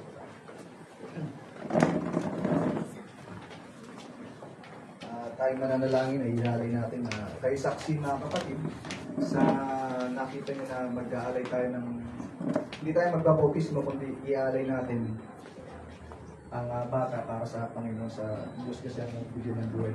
Ay, sa ginaupuan nyo, manalangin din kayo dyan. Pray natin. Ay, mananalangin sa ating Panginoon. O Lord God, sa sandaling ito kami muling lumalapit sa iyong makapangyarihang pangalan ng magulang, O Lord God, ay nandito at ang mga sponsors ay sinasaksiyan namin ang pag-aalay namin, O God, ng bata o baby na ito, na ikaw ang nagbigay ng buhay sa kanya. Lord, ang dalangin namin sa kanyang paglaki, ikaw siyang patuloy na lumabay. Sa mga magulang din, O God, na manatili sa kanilang pananampalataya sa dakong ito. At pagpalain mo, Lord God, ang kanyang mga magulang. At ang dalangin namin, Lord Jesus, bata, Lord God, ay magabayan nila at maturuan ng tama. At ang bata, Lord God, ay lumaki ng may tapos sa iyo. At maging matatag, maging masiglaw, God. At kung may makaramdaman man, O God, na darating, ikaw siyang magbigay ng kagalingan sa pamamagitan ng pananalangin. Ngayon din, O Lord God, panatilihin mo sila sa dapat nito, sa mga sponsor, O Lord Jesus, nagabayan din ng bata sa kanyang paglaki hanggang sa ikay dumating, O God. Lord, ang kanyang paglaki, dalangin namin ay hindi siya napunta sa mga masasamang kamay, kundi sa iyong presensya at sa iyong pananampalataya, O God, ay siya yung manatili. Lord, sa umagang ito, wala kaming ibinabalik, O God, kundi papuri at pasasalamat sa iyong makapangyarihang pangalan, sa iyong makapangyarihang kamay na ginabayan mo, O God, sila upang makadalo sa lahat nito. At ang bata ay maibalik, O God, ang pasasalamat sa iyo, God, sa pagbibigay sa kanila ng isang mana na bata, O Lord God. Lord, sa umagang ito, sinang binabalik ang kataas-taasan, papuri at pasasalamat. In the mighty name of our Lord Jesus Christ, we pray. Amen. And ako, mga kapatid, na ako ng bawat isa. Sandit lang natin kami kasi ang po natin, ang record nito ay dun sa main church po natin sa ating. Sulat lang natin namin yung pangalan. Kasi napakalaga mga kapatid dito. Kaya sa mga magulang na nagpapaaral, minsan hinahanapan ng baptismal. Tama? Baptismal yan. Certificate. Ang magbibigay nito dun sa main natin sa sa Taguig, sa port. Doon ang lumaki. Doon kasi ang yung tricycle, yung SEC serial number natin. Kasi doon ang main church. So, gagawin natin doon. Ngayon, pagka nangingi na. Kasi nga ngayon, hindi pa naman kailangan yata eh. So, lulubin ng Panginoon, sabi siya, may magkikita ulit tayo. Makapaghingi kayo ng record dun sa court. Hingin niya kasi magpipirma pa yung mga sponsor. Kaya dito yung kami lang yung taga-room. So kami, mapirma na namin ito. Pero yung iba, kung magkikita pa ulit sa December. So yun ang susunod natin. So bago tayo magsimula sa gawain natin sa pangaral sa Lutang Panginoon, tayo magbubukas ng banal na kasulatan sa 1 Corinthians. Niling ang bawis na tayo kumayo. Hindi mo paggalang sa ating Panginoon sa kanyang salita. 1 Corinthians chapter verse 40. Chapter 15 verse 40. Manahanap niyo mga kapatid. Sabi dito, there are also celestial bodies and bodies terrestrial, but the glory of the celestial is one, and the glory of the terrestrial is another. Sa Tagalog, sabi nga dito, mayroon namang mga katawang ukol sa langit at mga katawang ukol sa lupa. Datapwat iba ang kaluwalhatian. Datapwat iba ang kaluwalhatian ng ukol sa langit at iba ang ukol sa lupa. So, pagpalain ng Diyos ang kanyang mga salita, mga puno kong bawat isa. At itong bigyan ng pamagat ang bagay nito na the journey of a man, o ang paglalakbay ng isang tao. So, Dadako tayo sa salita ng ating Panginoon. Hindi natin sasayangin ang oras kasi mamaya babalik namin kami sa Manila. Hindi natin alam kung kailan ulit tayo magkita-kita. Sinisikap namin na makakapag-dalaw din sa mga outreaches para makita na hindi lang sila nag-iisa. Kasi minsan, ang mga mananampalataya parang ito based on our experience. Minsan na lumalabas na kami na lang dito, parang pinapayaan na kami, hindi naman kami dinadalaw. So, hindi pa nga pagdalaw, church visitation para makita na hindi sila iniwanan. Problema nga, hindi tayo mayaman. So, pagka pupunta kami sa ibang lugar, talagang kailangan munang mag-ipon. Kasi nga, di ba sana kung mayaman tayo, talagang kahit ngayon makakapunta kayo, makakalabas kayo. Di ba? Pero hindi tayo binayaan ng ganong kalalaking kayamanan. So, nag-iipon muna bago makalakad kasi alam niyo naman yan, wala nang libre. No? Kahit kalamansi, yung kapitbahay mo, bibili. Bihira ka nalang makakita niyan ng libre at ilibre ka. Kasi lahat ngayon, ang Diyos nagbigay ng liwanag, tama? Kahit patayin mo ito, may liwanag pa rin. Yes. Diba? Pero ito, naglagay tayo ng ilaw. Ha? Hindi yan thank you. Babayaran mo yan dun sa baka sa Manila, Meralco.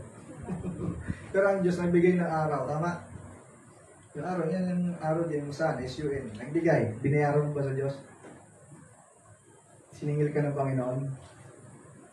Sino siningil ng Panginoon? Wala. Nakaligo ka sa dagat, tama? Siningil ka ng Panginoon? Wala. Pero may sisingil sa'yo dyan kapag nag-rent ka ng cottage. Tama ba? Yung cottage, wala, na-experience nyo ba yan? Yes. May cottage dyan sa tabi ng dagat. Maglagay ka ng bag dyan at dyan kayo kumain, dyan kayo mag-stay. Sisingilin kayo ng nagpagawa niyan. Pero sa dagat, maligo ka, hindi ka sisingilin ng Panginoon. Tama ba? Yung lakas mo ngayon, siningil ka ng Panginoon, nagbayad ka.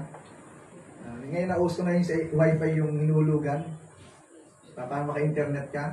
Walang ganun ng Panginoon. Tama ba? Yes. Hindi ka siningil ng Panginoon na, ngayon hindi ka, ngayon nandito ka, swerte mo. Bakit? Simbahan ka. Bibigyan kita ng buhay. Bukas, sa susunod na araw, wala kang simbahan. Enough ba ng Panginoon na konti ay? Yung buhay mo hindi. Ay, naging sutil ka ngayon, hindi ka sumunod. Sabihin ng Panginoon, 15 minutes, wala ka man nang hininga. Ganun pala. May ganun ba? Wala. Buhay ka pa rin kahit nagsutil ka. Tama? Yes. Nakita niyo yung biyaya ng Panginoon, yung kadakilaan ng Panginoon. Hindi ka enough na konti yung buhay mo, yung hininga mo. Andiyan pa rin yan, kahit naging sutil ka. Ganun na kaano ang Panginoon na kapag yung kanyang pagmamalat at kanyang biyaya na kahit nagluko-luko ka dyan, kinabukasan, gigising ka pa rin. Pero, huwag mong abusuhin. At yan ang pag-aaralan natin mga kapatid. Now, sa binasa natin, merong celestial na tinatawag at terrestrial mga katawan. At mapapansin nyo, pag sinabing terrestrial, medyo hindi nyo parang bago yun sa aking pakinig terrestrial. Pag nagbabasa kayo ng Bible, ano kung terrestrial? So sabi niya dito, ito pagka tinagalog nyo ito at sinerge nyo ito yung physical na katawan natin. Ito ang mortal nating pangangatawan. At pag sinabing celestial, ito yung mga katawan ng makalangit. Yes. Terrestrial, pag sinabing terrestrial, human body. Pag sinabing celestial body, makalangit na katawan. So, sabi niya dito, sa binasa natin, datapwat iba ang kalwalatian ng ukol sa langit at nung nasa langit at nung nasa lupa. Magkaiba yan. Kasi ang panglupa, hindi mo pwedeng ilagay sa langit. Hindi mo pwede at hindi siya pwede doon. Bakit? Ang katawan natin na ito ay nilikha sa alabok. At ang langit walang alabok. Ha? At hindi ito, sabi ng Biblia, ang flesh o yung katawang lupa, itong laman na ito, at ang iyong dugo ay hindi magmamana ng kahatian ng Panginoon. Hindi magmamana yan. Bakit? Dito lamang yan, nauukul lamang niya sa lupa. At dito lamang yan. Now,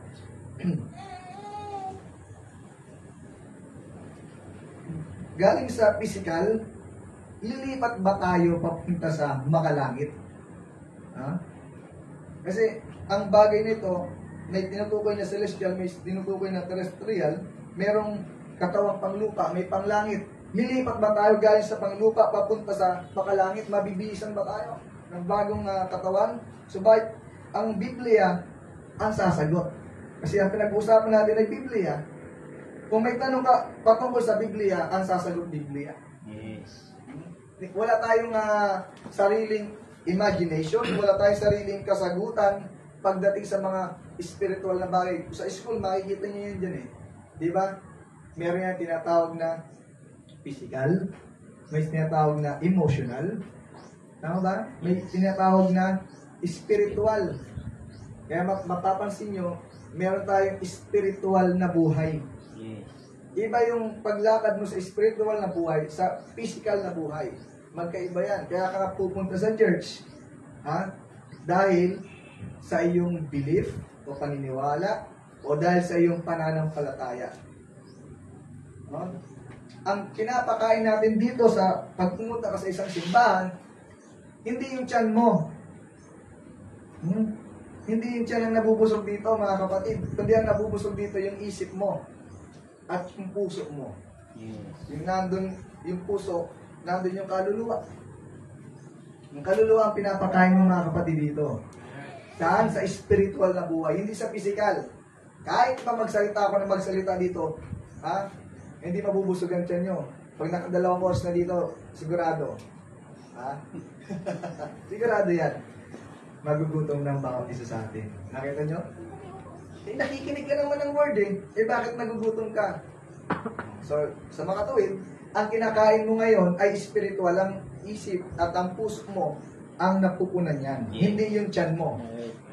Ngayon, pagkatapos nito, kakain ka, magtatanghalian ka, ang mabubusog yung tiyan mo. Hindi yung isip mo, hindi yung puso mo.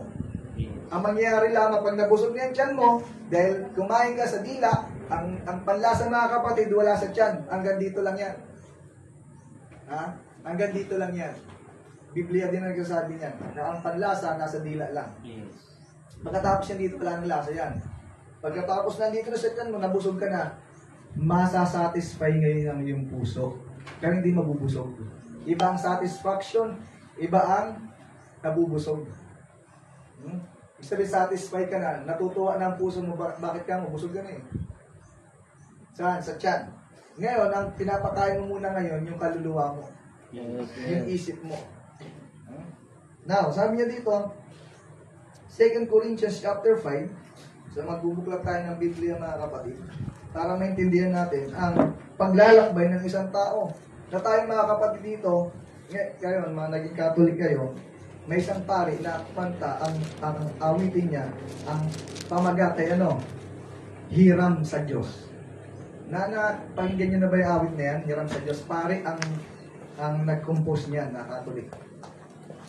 Na ang buhay mo, mga kapatid, sa ibabaw ng lupa ay hiram mo lamang sa Diyos yan. Kaya tayo nagkaroon ng dedication. Bakit kamo? Pinapakita natin na yung buhay ng bata ay hiram lamang niya sa Diyos yan. Kahit yung buhay natin, hiram lamang to sa Diyos. At tayo parang bulaklak, sabi ng Biblia. Katulad ng bulaklak, alam niyo yan. Kapag ang bulaklak namukadkad sa araw, pagdating sa hapon yan, lalo na yung sunflower. Sino alam ng sunflower? Yung sunflower, mga kapatid, kung saan lumabas yung araw, doon nakatutok yan. Susundan niya yan. Hanggang sa paglubog. At paglubog niyan, yung sunflower na yun, alam ka na. Nagano na lang siya. Pero pag kinabukasan niya, paglipas ng magdamag at pagsikat muli ng araw, yung sunflower, ulit, tag dito, sa masigla, magiging fresh ulit siya. Ganun ang buhay ng tao. Mula ng baby, malakas yan, malakas matuha. Lalaki ng kinder, malakas. Na? Elementary, malakas. High school, malakas. Ang problema, minsan high school, malakas din sumigaw. Ha? Minsan sa iba nagagamit yung kalakasan sa pagiging barumbado, sa pagiging palaaway, doon ang kalakasan minsan eh. Naging kolehiyo. Kung hindi nagkolehiyo, nagtrabaho. Ang kalakasan yan. 18, ang lalaki, 21 ba? Ang dibu. Ang babae, 18, kalakasan. Minsan kalakasan din na sumuhay sa magulang. Tama ba? Minsan ganun yan eh. Ngayon, pagdating mo ng 30, lahat ng kasutilan mo noon, mararamdaman mo na ngayon sa katawan mo pagdating mo ng 30. 31. Ako dati, kahit 5 oras lang sulog ko, parang 8 hours na rin. Malakas pa ako. Ngayon eh, madali na akong magkasakit din eh. Siyempre, 40 na rin. Pero noon, nung araw, pupunta kami ng Mindoro, pupunta kami ng Batangas, ng Bicol. Sige lang, hindi ako nahihilo. Pero pagka lumagpas na sa 30, 40, kaya ako kung totoo yun, yung life begins at 40. Iba, nang-chicks pa eh. Ha? Sa 40 years old. Pero hindi nila alam na ang kasulatan hindi magsisinungaling. Na pagdating ng 30, 40, 50, 60, tinatawag ka na ng libingan. Yes. Dating ang ganda-ganda ng tsura mo, ha? Sabi nga dyan sa lanlibutan, titignan yung picture. Ano sabi niyan? Mga Gen Z. Hindi niya alam, mga Gen Z na kasi ngayon eh, Gen Z, Generation Z. Dati X yan, Z na ngayon. Anong termino niyan? Gandang-ganda sa sarili. Tama? Tama pa? Yes. Kala niyo, hindi ko alam yan ha. Baby boomer kasi ako, 1983. Naabutan ko yan. Yung mga ganyang termino. So, ganyan. Nagandang-ganda sa sarili. Pero pagdating mo ng 40, ito wala pa to dati mga kapatid. Ngayon, nakita niyo na. Si Pastor na, 2015, nakikita niyo dito masyado yan. Ngayon, Pastor. Nakita mo, Pastor? Kaya, makapal yan dati. Nung kabataan ko pa. Pero ngayon, nasaan na? Nawala. Ayun, no? Kitang-kita niyo yung bumbunan ko. Bakit ka mo? Hindi mo matatanggihan ang kamatayan. Ha? Hindi mo matatanggihan. Dati wala kang... Ako dati walang puti yan. Ngayon, pag tingin naman, may maputi-puti na yan dyan. Nagtatago lang. Di ba? Hindi mo na matatanggihan yan. Now, sa ano sabi ng Biblia? Sa 2 Korinto 5.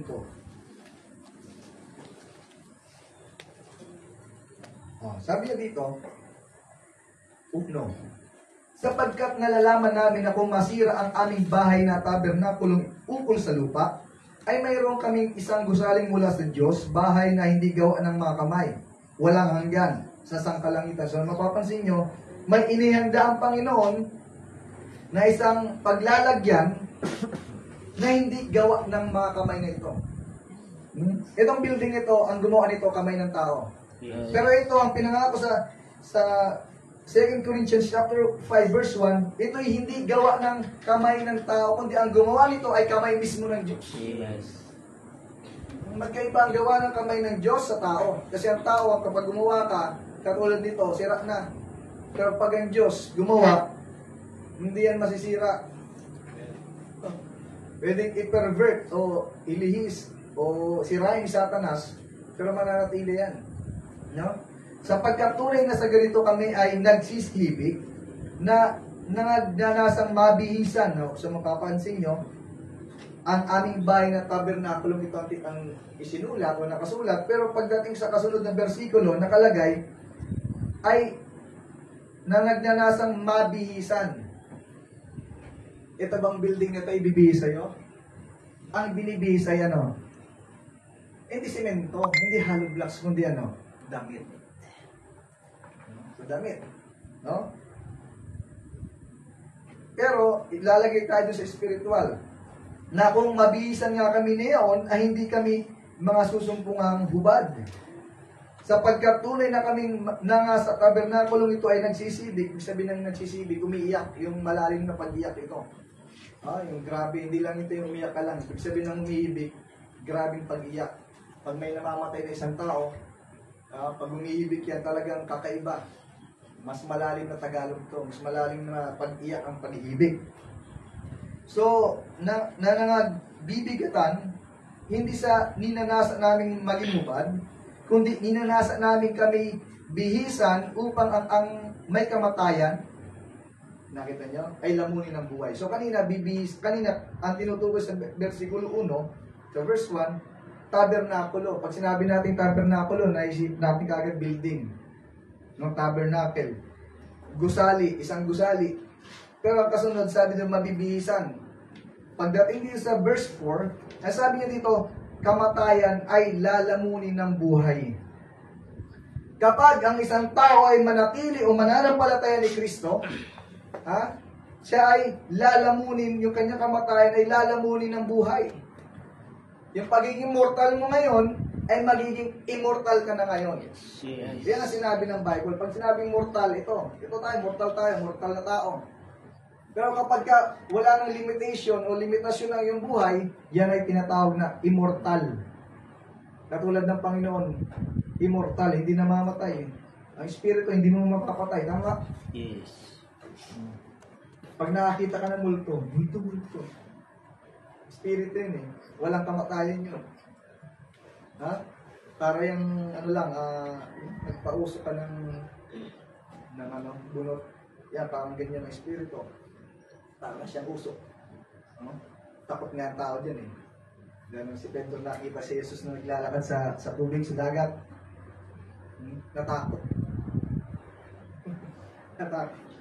Ang sabi ni Jesus, kung ako ay Espiritu, kung ako ay sana Espiritu, dapat hindi mo na ako nahawakan kasi hinahawakan eh.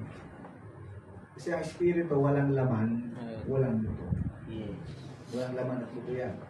Now, so, maliwanag sa binasa natin na mabibihisan tayo ng bagong katawan. Yun yung damit natin. Kasi pagdating sa kalangitan, mga kapatid, itong damit na ito, wala nang ganito.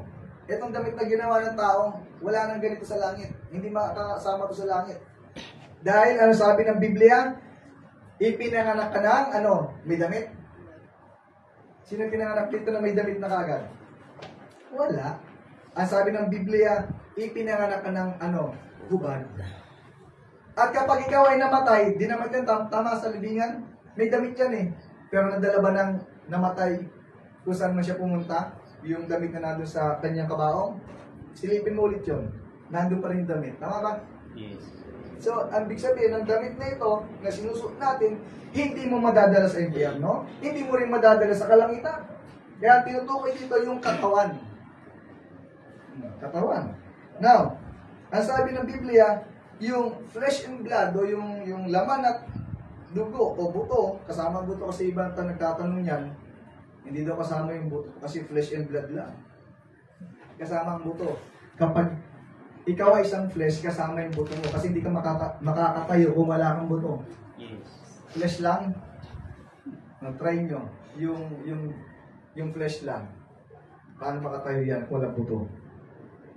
Tama ba?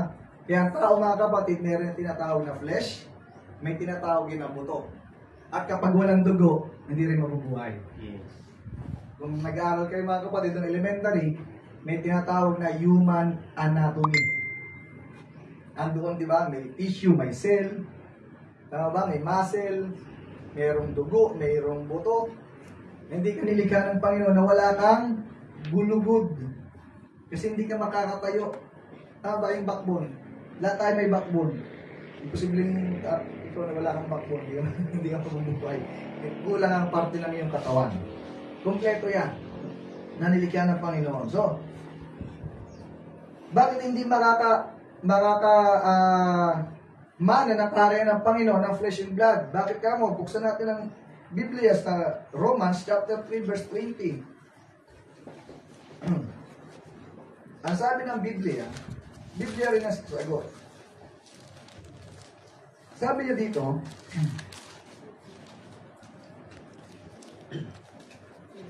Sabi niya sa verse 23, chapter 3, verse 23 ng Romans, sabi niya, sapagkat ang lahat ay nangagkasala nga at hindi nangakaabot sa kaluwalhatian ng Diyos.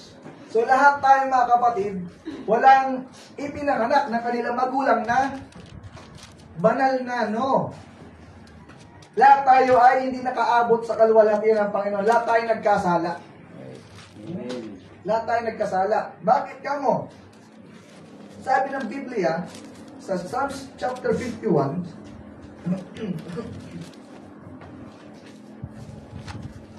sabi sa Psalms chapter 51, sa awit, sabi niya dito,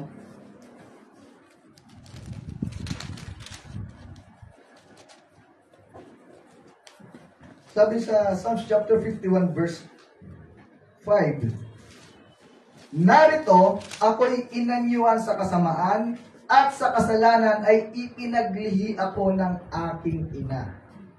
Sabi niya dito, behold, I was shapen in iniquity, and in sin did my mother conceive me. So, nung ipinanganak ka ng magulang, sabi niya dito ng Biblia, sa kasalanan ay ipinaglihi ako ng aking ina.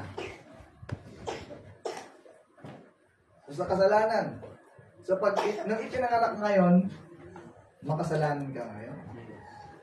Hindi nung ipinanganak ka ngayon, banal ka na, no? Walang ganun mga kapatid. Lahat ng tao na ipinanganak, makasalanan yan. Bakit? Dahil dito sa lamang na ito. Si Jesus lamang mga kapatid ang hindi ipinanganak na may kasalanan. Bakit ka mo? Bago pa mag-skipping, si Maria at si Jose ay nasumpungan na nagdadalang tao si Maria. Pero tayo mga kapatid, walang ganun na virgin na nanganganak. Kahit i-search nyo, walang virgin. Birin nga eh. Unless na magkaroon ng, sorry for the term, pero tayo na, ano na to, tapos mga kabataan, para magkanak ng isang babae, kailangan muna ng sexual intercourse, ang lalaki at ang babae. Dahil sa kanilang pagmamahalan. Kaya nagkakaroon ng anak. Yan ang normal na ginawa ng Panginoon sa atin. O nangyari sa ating mga tao. Pero ang tao mga kapatid, yan ay inanyuhan sa kasalanan o sa kasamaan at sa kasalanan ay ipinaglihi ka ng magulang mo. So paano magiging karapat-dapat ka ngayon sa kaligtasan nila tayo makasalanan? So paano ang magiging remedyo? Kasi ang tao, hindi mo kayang remedyo ng sarili mo pagdating sa kaligtasan. Kasi lahat tayo ay hindi nakaabot sa kaluwalhatian ng Panginoon. Sabi ng Biblia na binasa natin. So paano, anong magagawa mo sa sarili mo? Hindi mo kayang iahon ng sarili mo sa kasalanan. Walang taong makakapagpaahon ng kanyang sarili sa kasalanan. Wala. Kaya kailangan mo ng ating Panginoong Jesucristo. Kasi kapag wala si Jesucristo, wala kang magagawa sa sarili mo. Wala kang magagawa. Kahit nga ang doktor pag may isang karamdaman na malala, pumunta ka sa doktor. Kapag hindi na kaya ng doktor, ano sasabihin ng doktor? Ipa sa gobernador? Ipa sa presidente? Kasi alam ng doktor na kahit presidente pa ng Amerika yan, kahit si Vladimir Putin pa yan, walang magagawa. Ano sasabihin ng doktor kapag hindi na kaya ng doktor? Ipa sa? Saan ipinapasa? Sa Diyos.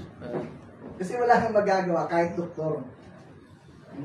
Hindi kaya ng doktor isalba ang buhay ng isang tao, bigyan siya ng buhay. Hindi.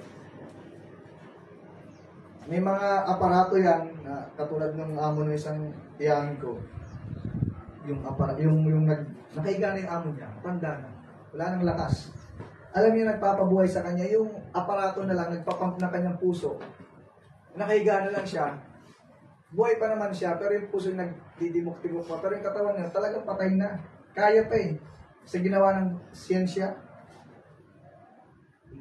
Pero sa katotohanan mga kapatid, hindi na yan mabubuhay. Di ba makikita nyo, yung puso, inilalagay sa aparato, nagtitimok-timok pa. Patay na yung tao, ililipat nyo sa ibang tao.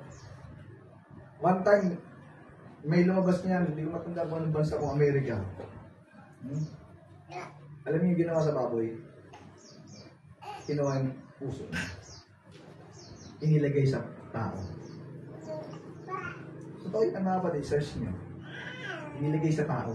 Kasi in-experiment na kung mabubuhay yung tao. Nabuhay ng ilang araw, pero namatay pa rin.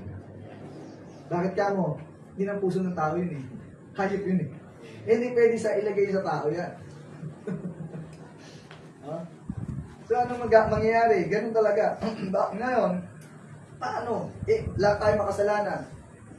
Ngayon, ang pinaka mahalaga dapat sa isang tao, yung bago ka mamatay, ay naihanda mo ang iyong sarili. Ngayon, hindi mo nga alam kung paano maihanda ang sarili. Kasi ngayon, malayo ka nga sa Diyos. Ang kalikasan ng isang tao, ang pag-uugali ng tao ay gumawa ng kasamaan. Kasi doon ka nga ipinanganak. Anong gagawin mo? Hindi mo alam. Now, lahat ba ng namamatay ay sa paraiso mapupunta? Oh. So sabi ng Biblia, siya pupunta. So lahat ng namamatay ay hindi po sa paraiso mapupunta. Kasi may inihanda ang Diyos na impyerno. Yes. Ang sabi ng Mateo 10:28,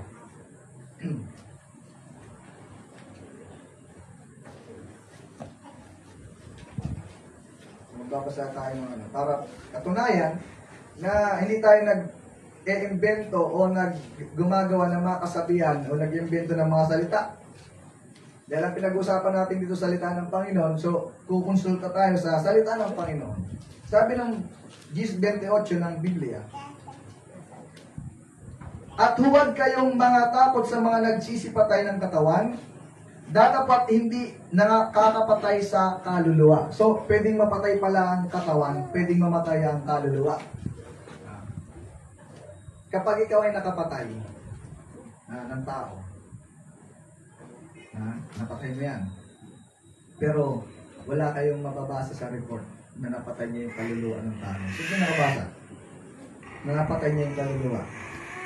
Lahat yan nakapatay ng tao. Ito yung napatay. Pero yung kaluluwa, hindi mo mapapatayan. Ang espiritu ay hindi mo mapapatay. Takot ka nga dyan kasi pag nakakita ka ng multo. Yung multo, lapitan mo. Diba, white lady. Yung pugot na ulo, hawiin mo gano'n. Naawi mo ba? Hawak-hawakan mo ba yun? Hindi, bakit espiritu nga eh. So sabi niya, huwag kang matakot sa pumapatay, sabi niya, ng katawan, pero hindi makapapatay ng kaluluwa. Kundi bagkus ang katakutan ninyo'y yaong